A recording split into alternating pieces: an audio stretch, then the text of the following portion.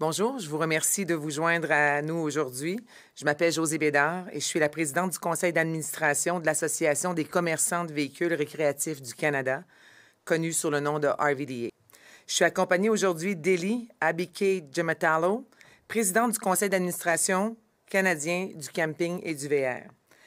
La RVDA du Canada est une fédération nationale qui vise à protéger et à promouvoir les intérêts et le bien-être des concessionnaires de VR à travers le Canada afin d'accroître le potentiel de l'industrie. La RVDA du Canada se concentre sur des enjeux qui touchent les concessionnaires de VR collectivement à l'échelle du Canada. Des représentants des concessionnaires de VR et de terrains de camping sont aujourd'hui à la colline parlementaire pour discuter des enjeux importants de l'industrie. La RVDA du Canada et la CCRVC sont déterminés à faire du caravaning et du camping un élément reconnu du secteur canadien, du secteur touristique canadien.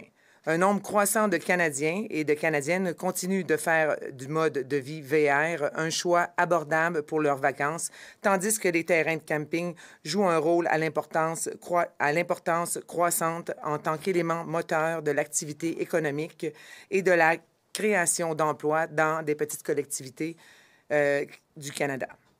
La contribution de l'industrie du VR à l'économie du Canada est substantielle. 2,1 millions de Canadiens, soit 14 des ménages canadiens, sont propriétaires d'un VR. Le secteur du VR crée directement et indirectement environ 67 200 emplois et génère une valeur économique ajoutée de 4,8 milliards de dollars pour l'économie du Canada. Il n'en demeure pas moins que des enjeux comme la pénurie de travailleurs de métiers qualifiés, l'insuffisante électrification dans l'infrastructure et la nécessité d'un accroissement des investissements en tourisme et auprès des parcs Canada restent une grande source de préoccupation. J'aimerais attirer votre attention sur la pénurie de travailleurs qualifiés dans l'industrie du VR. À l'heure actuelle, 1200 techniciens d'entretien de VR à temps plein, moins de la moitié possèdent la désignation Sceau rouge. Le Canada ne compte en ce moment que 3 programmes en Colombie-Britannique et en Alberta qui offrent un apprentissage pour techniciens d'entretien de VR. Il faut absolument que le gouvernement se penche sur la question.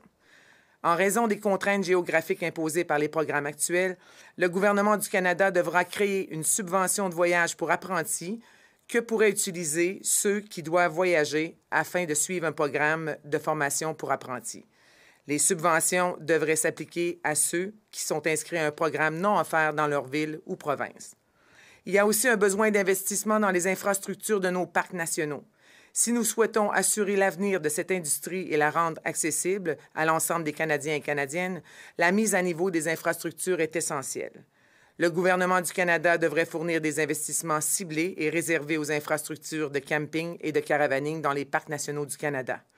L'investissement des infrastructures de camping et de caravaning jouera un rôle déterminant dans les contributions globales de l'industrie du tourisme au développement économique et à la prospérité future. Le gouvernement devrait également étendre son engagement à l'électrification à l'échelle du Canada. Un meilleur accès à l'électricité pour les conducteurs de VR stimulera le tourisme et contribuera immédiatement à la transition vers des véhicules récréatifs électriques et des terrains de camping à émissions zéro. Nous nous réjouissons d'avance de travailler avec tous les membres du Parlement en vue d'élaborer des politiques rationnelles qui appuient et facilitent le redressement continu de l'industrie du VR et du camping. Je passe maintenant la parole à Eli, qui nous parlera des enjeux auxquels sont confrontés les terrains de camping du Canada. Merci. Good afternoon. My name is Eli Abike-Jamatolo, and I'm the chair of Canadian Camping and RV Council, or CCRVC. CCRVC is a Canada-wide non-profit industry association consisting of provincial private campground owners associations and their private campgrounds, the RVDA of Canada, and the CRVA of Canada. Collectively, the camping industry and RV industry employs 67,200 Canadians and generates over $3.4 billion in tourism spending and $6.2 billion to the economy in Canada. Private campgrounds offer an opportunity for middle-class families to spend time together, create lifelong memories, and discover Canada's natural landscapes. Camping is an affordable activity for the middle class and creates a strong sense of community that is unique to this form of travel accommodation across Canada. The importance of campgrounds was amplified during the COVID-19 pandemic, when more and more Canadians looked at camping for the first time as a safe and healthy way to get outdoors and vacation responsibly. I take this opportunity today once again to discuss the dire need for legislative change to the federal government to make certain that small private campgrounds, being a seasonal business and closed for half the year, qualify unequivocally for the small business tax deduction. We've asked the Standing Committee on Finance for the past 6 years to make legislative changes to finally address our concerns that would finally make small family-owned private campgrounds eligible for the small business tax deduction without an annual review of their services and amenities by CRA, which currently exists. Currently, any small campgrounds which employs less than 5 employees year-round is classified as specified investment business in the Income Tax Act, which carries nearly 50% income tax rate unless the business proves that they're an active business.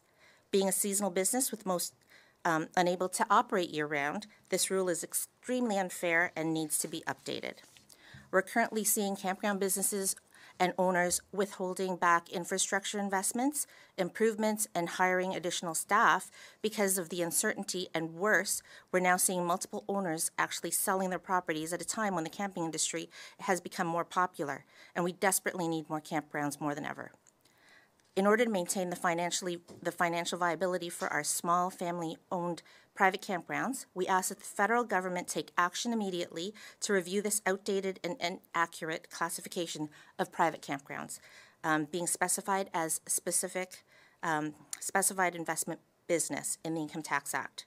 The RVDA of Canada and CCRVC look forward to working with all members of Parliament to encourage long-term investment to support growing RV and camping industries, as they represent an important economic lever for tourism across the country. Thank you for your time, and we look forward to meeting all the parliamentarians